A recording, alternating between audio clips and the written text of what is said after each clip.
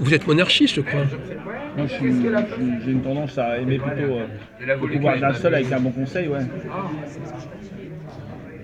Qu'est-ce qui le caractérise, qu'est-ce qui oppose le monarque, le monarque au, au, au Premier ministre? Sa légitimité n'a pas la même origine. Non, le monarque, il est désigné par la noblesse, par ceux qui sont de la caste des nobles. Et puis ensuite, comment on appelle ça, couronné par l'autorité spirituelle. Tu lui donnes tu le consacres en fait d'une certaine manière pour être roi ou empereur.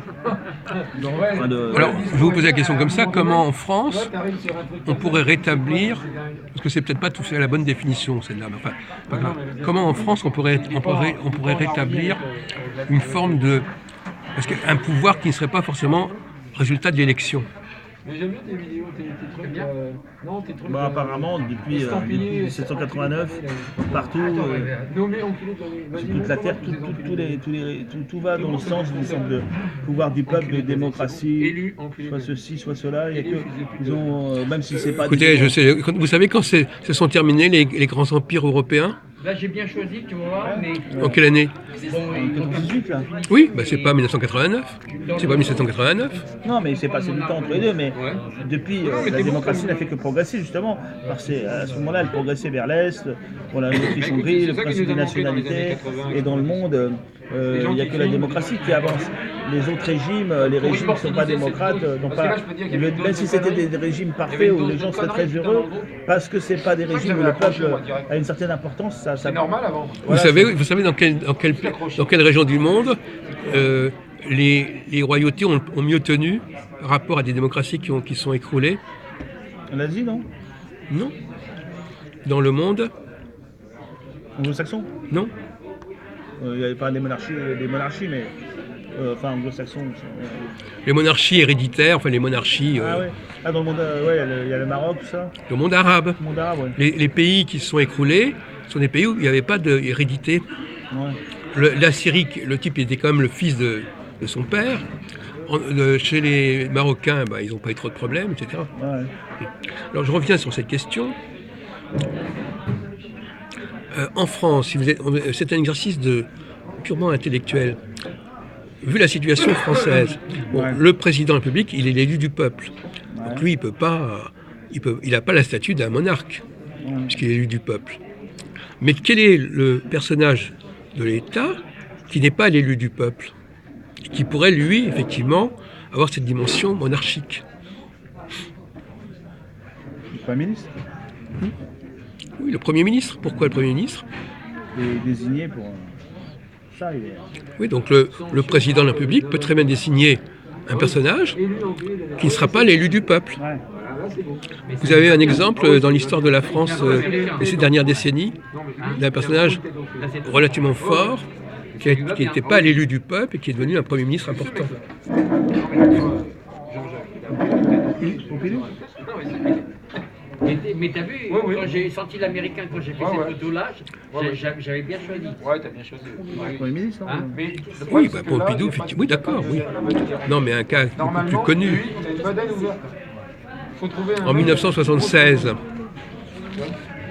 vous avez une chronologie à peu près cohérente dans la tête. Chirac. Non, Chirac il a été Premier ministre en 1974. C'est pas lui, c'est qui le Premier ministre? C'était sous Giscard. Oui, Ouais, Giscard a été élu comme Premier ministre, comme président de la République, mais le successeur de Chirac n'était pas du tout élu. Chirac, c'était un élu, par définition, c'était un élu. Je te l'avais fait voir. je sais plus. Alors, recherchez 50 000 euros, 10 000 euros. RB, Polo, il s'est vexé. Pour les initiales. Alors, RB. Blondin, oui, recherchez. Non mais, Dead or Alive, oui, Gérard Ski, Victor, le Guinée, 50 000, oui. Je ne souviens plus. Alors, il sera par la suite maire de Lyon. Recherchez 2 euros. T'en as enculé, il m'a dit. Ah oui, recherchez 2 euros. Ça lui a pas plu de 2 euros. Oui. Il est né à l'île de la Réunion. Il mériterait. Ouais, je me souviens plus. Vous avez des amis, vous êtes pourtant jeune encore. Oui, vous n'étiez pas très âgé. Hein. Vous aviez 19 ans, 20 ans. Ah non, j'étais plus jeune. Hein. Comment? 76, j'étais plus jeune. Hein. Vous avez quel âge en 76? 10 ans. 10 ans? Ah oui. Mais enfin, après, vous avez quand même pris connaissance. Vous avez su que Giscard existait. Enfin, un des grands premiers ministres depuis la fin de Gaulle, sous Giscard d'Estaing. Il s'appelle Raymond Barre. Ah oui, ça, c'est pas rentré dans la. Enfin, vous avez eu raison de dire. Alors, comment est-ce qu'on va reprendre votre réponse qui est tout à fait excellente? Pourquoi le Premier ministre pourrait paradoxalement être l'élément vertical, indépendant du peuple, c'est-à-dire qu'il pourrait justement, la Constitution permettrait éventuellement cette situation. Ouais. On peut prendre le cas de Gaulle, il paraîtrait qu'il était monarchiste plus ou moins de Gaulle, plus ou moins dans sa tête. Eh ben, il aurait pu très bien nommer comme Premier ministre un aristocrate, par exemple.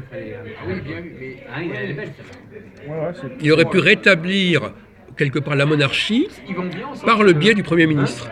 Parce que le Premier ministre, c'est la faille du système démocratique. On n'y pense pas assez souvent. C'est une chose que le président public peut avoir dans son jeu. J'ai jamais vu un militaire qui a une tête comme ça. Et il va prendre quelqu'un il faut vraiment qu'il ait une vraie valeur. Vous savez comment on l'a désigné, comment Giscard a désigné Barre pour le nommer, pour le justifier, alors qu'il n'était pas du tout élu. Ouais. Il a dit un des meilleurs économistes de France, voyons, par exemple. C'est-à-dire que c'est quelqu'un qui doit avoir une valeur par lui-même et pas parce qu'on l'a élu ou je sais pas quoi. Mais Nallet aussi, c'est un Oh, Nallet est bon. Bon, je change de sujet. Ah oui, lui, il correspond. On dirait. Non, mais Nallet, il a vraiment une allure de ministre. Le prof de maths, tu veux pas participer? Oh, non.